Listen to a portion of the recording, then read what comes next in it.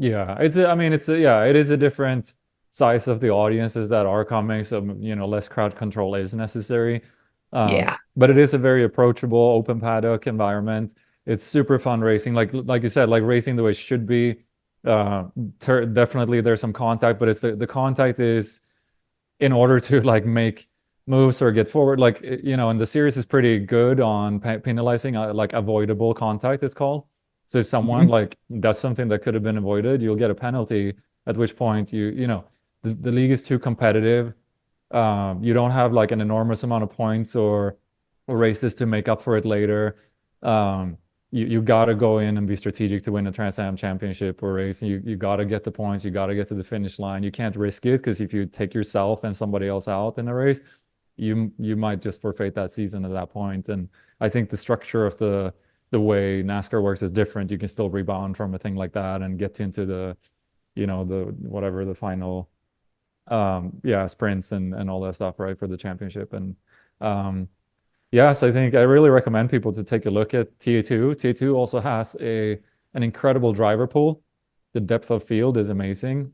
Um, there's no driver race, there's no ABS, there's no paddle shifters, there's no traction, there's nothing like that. Um, Manual gearboxes, like you have to you can't go in there with money and buy yourself a great seat and like finish well. You have to actually be super talented to even get in the top 15 or top 20 there to like put a lap down and compete. So I like that um athleticism or like sports competitive aspect of Trans Am very much. Yeah, I like it too. I actually am following very closely the career of Boris Said Jr. You know him? Yeah. Yeah. Yeah, I he's remember starting to get his seeing, feet wet in there now too, and like his dad is out there and he's racing and he's picking up on. I mean, it's such a great environment. Like I can't talk highly enough of that series and what it means to me and what it can offer in terms of starting racing there and staying racing there.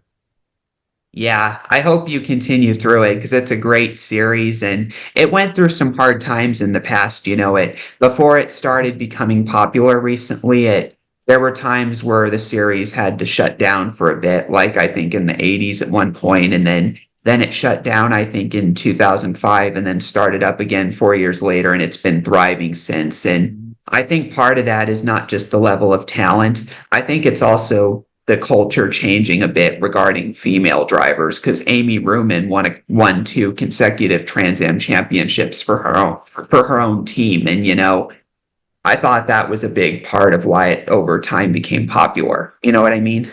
Yep. And they've done an amazing job at adding a couple of classes too, so you can pull in other types of vehicles, but in this format that's very fun, the 100 mile, 75-minute races. It's just a very exciting race distance because your tires will change during that. And it's not like a 30, 40-minute sprint race where it's pretty much like whoever is fastest in qualifying is pretty much going to be fastest for at least the first 20, 25 minutes. And then as long as the car holds up, they're going to win. Like this goes so long, you often end up with like one or two, maybe full course cautions, which means a restart is going to happen.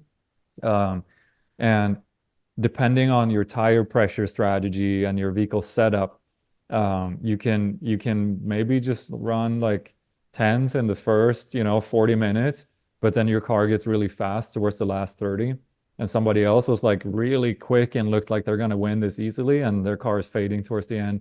And playing that game with your team against the other teams and the track and the weather, um, it's a wonderful place to race, and it's a fun place to watch racing too, because sometimes you can have four or five cars that are going at it, and you still don't know which one is going to win. We don't know who's going to win yet, and I love that part of even just like watching it when I'm at home, not racing cars but racing kids. Yeah, for sure. It's racing is very unpredictable, especially Indianapolis or the Daytona 500. Yeah. Yeah. So what are your hopes for the future regarding Trans Am? Um, okay, so my hopes are that, I get to continue to have my health and all that stuff. I'm very focused now on raising my children. They're 6 and 8. Just about to both have birthdays here in the summer. And it is a limited period of time in your life when, they're at that age where mom and dad is like their whole world. And I want to be there during that time and, do all the fun things with them and put the same energy into like family as I have done racing. Um, and I think at one point they're going to want to hang out more with their friends and peers and go on, and some time might come back into my envelope. And I've seen Greg Pickett, for example, has been racing and winning like every decade for the last, I think it's 6 decades or 5 decades now. It's incredible.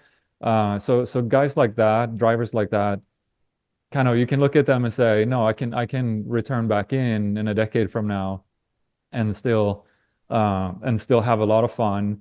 And I want to believe that I can still be competitive at that time. But that's what I said with health. Like hopefully I can keep those reflexes and everything that I was born with and maintain that. Yeah, for sure. I wish you luck in that. So, this is my final question I have, which is, how can your journey impact race fans around the world?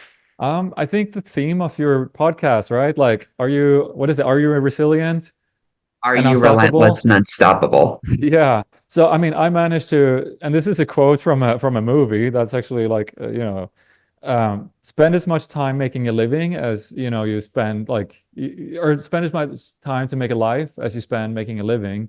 And I think what I could inspire is I have been able to make a living while I've also had this like racing career life. Like I've always on the side of this, like studied to get my degree, worked as an engineer, as a test engineer. I've been in cars, vehicles.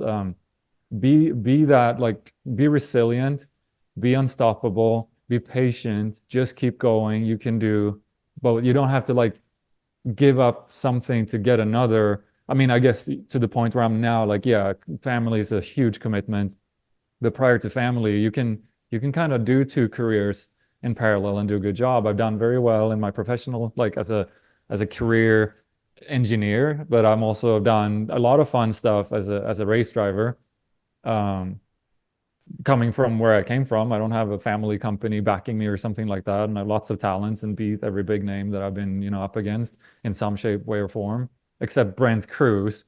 But I think I looked at the data and saw that I could probably get competitive with him too if I get a few more races in similar machinery. Um, but yeah, yeah, that's my last inspiration to the fans that are listening. Sounds good. So that's all I have for now, but I thank you for coming on. Yeah, appreciate it so much. Thanks for reaching out and thanks for everything you do. Alrighty, so everybody, please check out Carl Rydquist in the Trans Am series and on his social media profiles. And where can people find you, Carl? Basically under my name, so Carl Rydquist or Carl Rydquist Racing. Currently mostly active on Instagram. That's where I share the most. Cool. Check him out there, everyone, and we'll see you next time on SFM International.